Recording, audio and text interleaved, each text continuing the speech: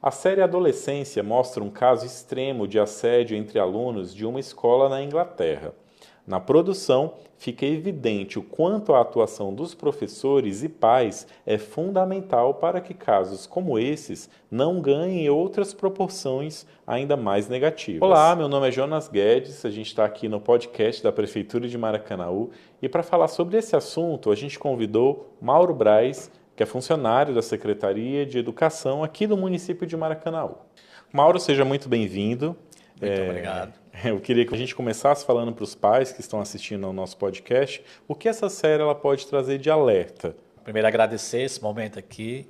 E a série ela traz assim, uma preocupação eminente nesse momento, né? O que é que os nossos filhos estão vendo na internet? Eu acho que a grande questão é essa. Os pais precisam estar atentos, porque existe uma falsa impressão de que os filhos estão seguros diante da internet, né? E, na verdade, não estão, né? Porque o que é que realmente eles estão vendo na internet? O que é que imagem, o que é que conteúdo eles estão acessando e que estão contribuindo para a formação dele? Porque a gente tem que partir do princípio de que o adolescente, a criança, está no processo de formação. Então, ainda não tem uma mente formada e estão suscetíveis a qualquer tipo de assédio, né? Então, ter esse cuidado. A série ela deixa muito claro, né, quando parte no quarto episódio, quando parte, fala da família, né, e o pai, mostra lá o pai, mas o meu filho estava no quarto, né, no seu computador, e eu pensei que ele estava seguro. Aí passa essa imagem que eles estão seguros diante de um computador, e na verdade não estão, né? A grande questão é essa, o que é que os nossos filhos estão acessando na internet, que tipo de conteúdo que possa vir contribuir para a sua formação. A outra questão também que a série traz como alerta é assim, como é que nós estamos conversando com nossos filhos? Que espaço nós estamos dando para os nossos filhos? Né? Porque às vezes eu estou em casa com o meu filho, com minha filha, mas esse momento é de qualidade? Porque às vezes a gente observa muito no restaurante, vamos almoçar, vamos jantar com a família. E fica a família lá no celular, né? Então, assim, que qualidade é essa que você dá? Eu estou realmente com meu filho, com a minha família, ou nós estamos só juntos? Né? Então, a série, ela traz essa questão de alerta, que tipo de relações nós estamos construindo, né? Que imagem eu estou passando para o meu filho, para a minha filha? Eu estou preocupado com esses meninos, eu estou interagindo com eles, né? Então, eu acho que é interessante a gente repensar as relações, construir espaços seguros, onde os adolescentes, as crianças sintam-se, né, à vontade para falar das suas questões, né? Então, para que a criança, o adolescente, possa abrir seu coração, contar suas questões, ele precisa se sentir um local seguro. Vamos falar então sobre a questão do bullying em si, né? É um termo que já está na nossa sociedade há algum tempo, né? Antes a gente na nossa época nem existia, né? O professor Karnal é que fala, na nossa época a gente tinha que correr mesmo, não tinha bullying, não tinha essa visão em relação a essa violência e esse assédio que acontece, infelizmente, né? Se você pudesse definir para os pais, assim, a gente ouve muito que bullying, mas o que seria o bullying na sua visão de educador? Pronto, a gente acha que ele é recente, mas não é, né? Desde que o mundo é mundo, o bullying sempre existiu, né? Agora, a partir da década de 70, ele passou a ser pesquisado, né? Então, na Suécia, na Europa, ele começa a ser pesquisado. Mas, assim, ele sempre existiu e como identificar o que é o bullying, né? Na verdade, é uma violência, né? Ela é uma violência que é praticada de forma sistemática, tá? Para que ela não é fácil, ela é velada. Então, o professor tem dificuldade de identificar, os pais também têm dificuldade, mas a principal característica do bullying é que ele é uma violência que se repete, né? Ela é contínua, ela é frequente, né? E tem uma intencionalidade, né? Então, dentro do bullying, a gente pode identificar 3 personagens, né? Que é o autor, a vítima e o grupo, né? Ou então a testemunha, né? E quem é esse autor, né? Geralmente é aquela criança ou adolescente que quer ser valorizado. Talvez em casa ele não é visto pelos pais, ele é desvalorizado, ou então ele sofreu, tem alguma situação que ele não foi atendida, né? E aí ou então ele tem um exemplo em casa de muito autoritarismo, né, de muito autoritarismo, e ele quer repassar, reproduzir isso na escola, ele quer se destacar no grupo, né? É alguém também que carece de sensibilidade moral, ele não se responsabiliza pelo aquilo que ele faz, ele sempre culpabiliza os outros, coloca a culpa nos outros, né? É alguém que, na verdade, ele quer ser reconhecido no meio do grupo, né? E aí, como identificar, né, essas violências? Porque elas são violências, às vezes, psicológicas, materiais, sociais, são vários tipos de violência que esse autor pode praticar. Então, é preciso estar atento, né, no comportamento dele. Né? Como identificar alguém que está sofrendo bullying, né? No caso, eu vou falar agora da vítima, né? Como identificar? Geralmente é mudança de comportamento repentino, né? A recusa de ir para a escola, né? Medo de ir para a escola, passa a dormir mais ou então perde o sono, às vezes se torna agressivo dentro de casa, é alguém mais retraído, né? Geralmente a vítima é alguém que tem maior dificuldade de se expressar, né? Ele não consegue contar o que está acontecendo com ele para o professor nem para os pais. Às vezes medo, às vezes é a timidez, é a própria consequência da violência que ele está sofrendo, né? Que ele não vai contar para os pais ou para o professor aquilo que está acontecendo com ele, né? Também, por exemplo, se é um apelido, né? Ou então, se ele todo dia ele sofre uma agressão física, então ele não vai contar isso. Então é preciso observar esses sinais. E também a questão física, se não tem alguma marca, né? Se ele também não está se mutilando, porque às vezes a dor emocional é tão grande que ele se mutila porque a dor física é suportável, né? E a dor emocional não é tanto.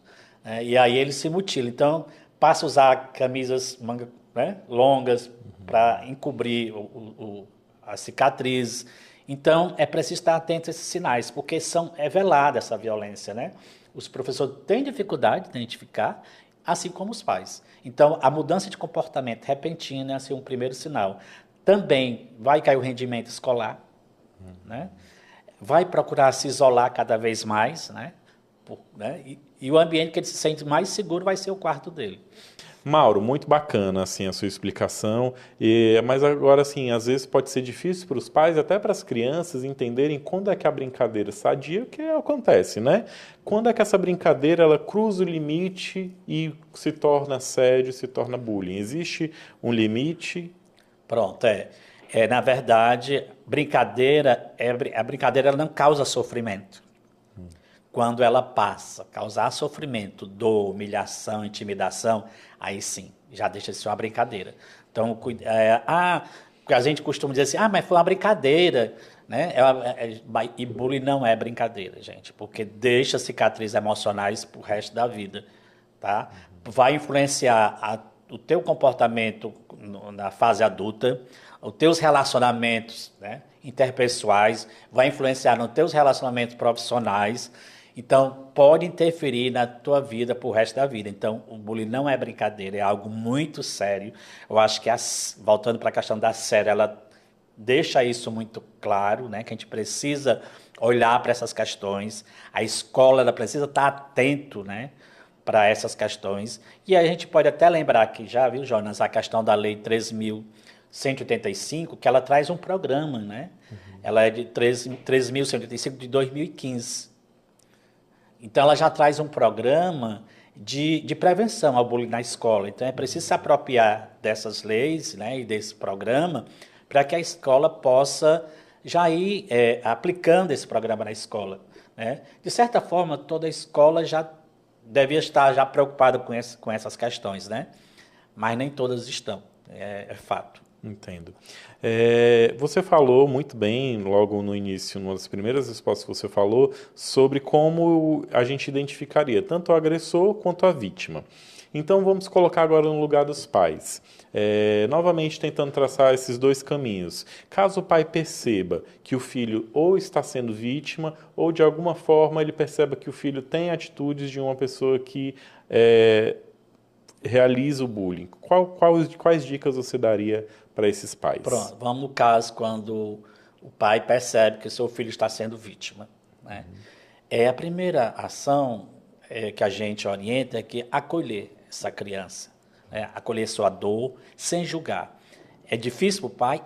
Saber que o filho está passando por aquilo e logo não buscar uma atitude, né? Mas primeiro acolher sem julgamento essa criança ou esse adolescente, escutar, né? E aí entender o que está passando com ele, procurar listar como é que começou todo o processo de violência. Em seguida, né, após esse apoio, esse acolhimento ao filho, procurar a escola, né? A gente orienta que procure a escola para saber o que realmente está acontecendo, que tudo que o filho relatou, né, realmente aconteceu, está acontecendo, e, junto com a escola, buscar solucionar esse problema. Às vezes é necessário buscar um profissional para ajudar a criança, né, a superar o trauma, né, porque às vezes fica o trauma, com certeza fica, então é preciso buscar ajuda profissional para ajudar a criança. Mas o primeiro momento é isso, né? Acolher, escutar, sem julgar, procurar entender quais são as necessidades daquele adolescente, daquela criança que não estão sendo atendida, né? E buscar ajuda junto à escola, né? Junto até às vezes a rede de proteção, né? O Conselho Tutelar é um espaço, né? E toda a rede de proteção que existe, né? No caso, se for necessário psicólogo, né? Se a escola não tiver, buscar junto à saúde e os profissionais que possam vir ajudar. A escola deve ter já um programa de proteção, né? Já deve ter o seu protocolo de como ajudar essas crianças.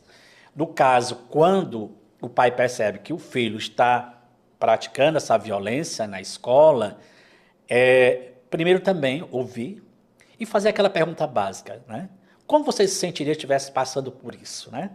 Então, trazer a responsabilidade para o filho, fazer com que ele assuma isso, que ele se coloque no lugar da vítima, né? E aí ter também essa escuta ativa, sem julgamento, e tentar conscientizar e se colocar também como exemplo, né? Porque às vezes a gente cobra muito, né? Como é que os pais estão resolvendo seus conflitos, de que forma, né? Entender que os filhos se espelham muito nos pais.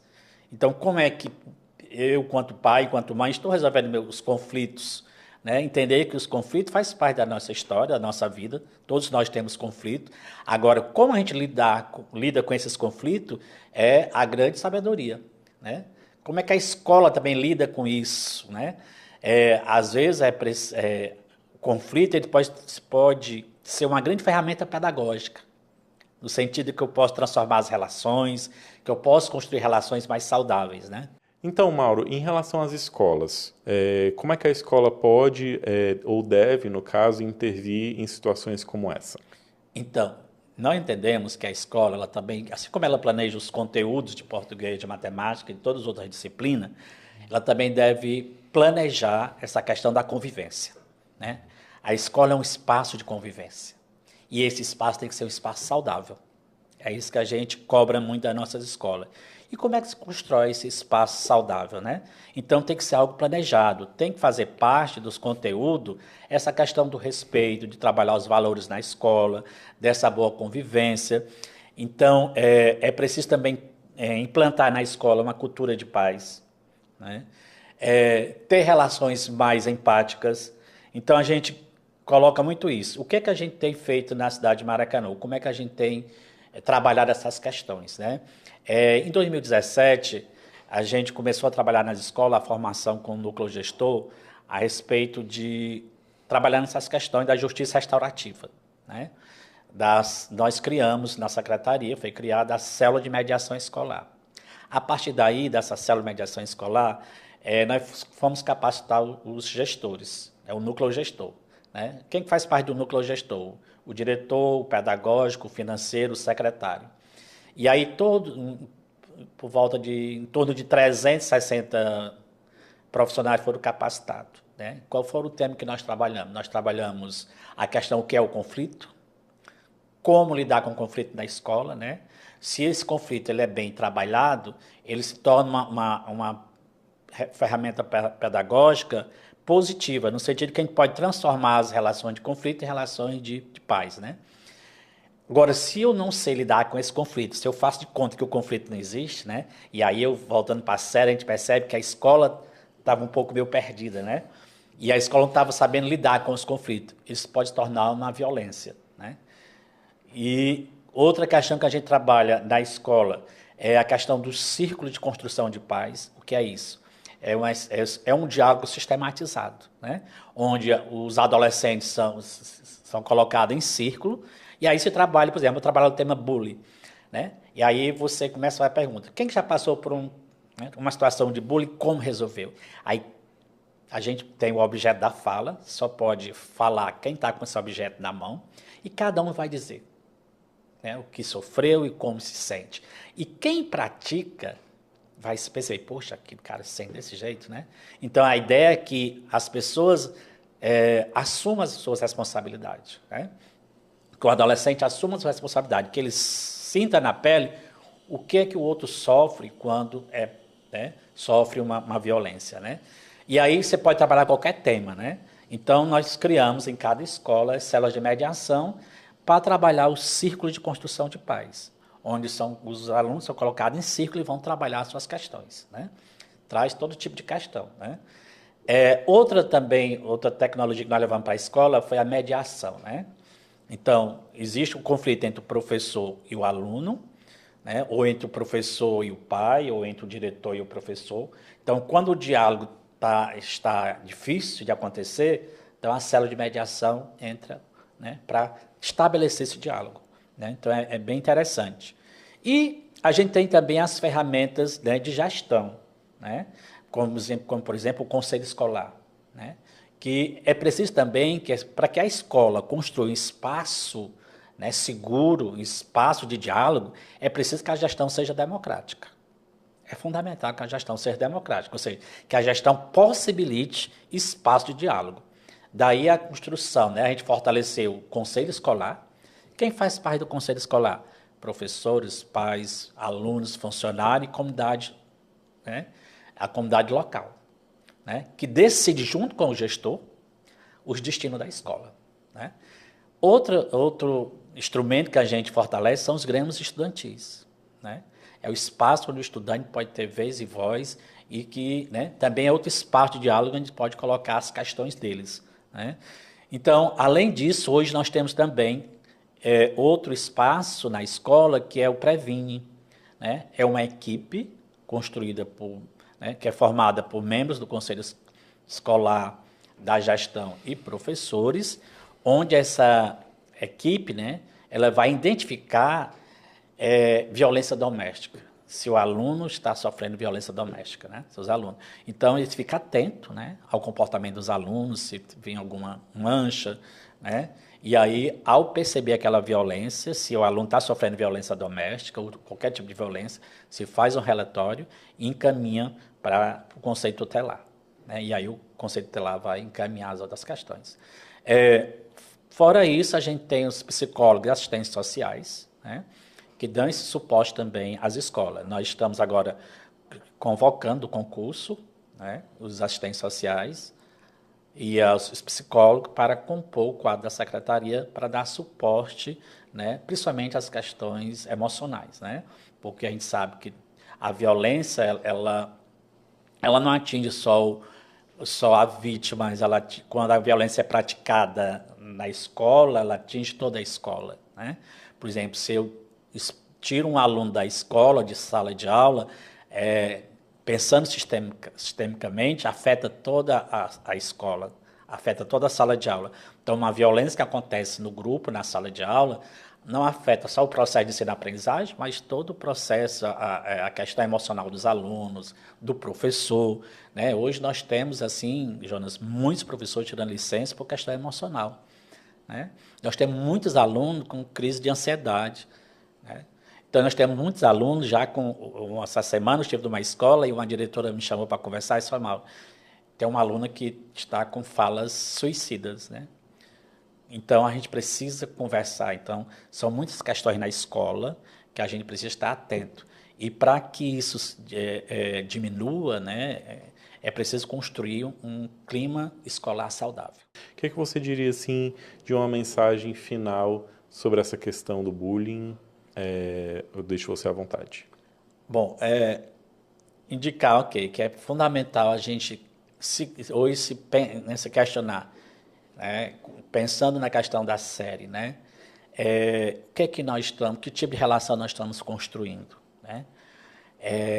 Pensar que a gente precisa dar mais atenção aos nossos filhos, pensar que a gente precisa estar mais próximo da escola, né?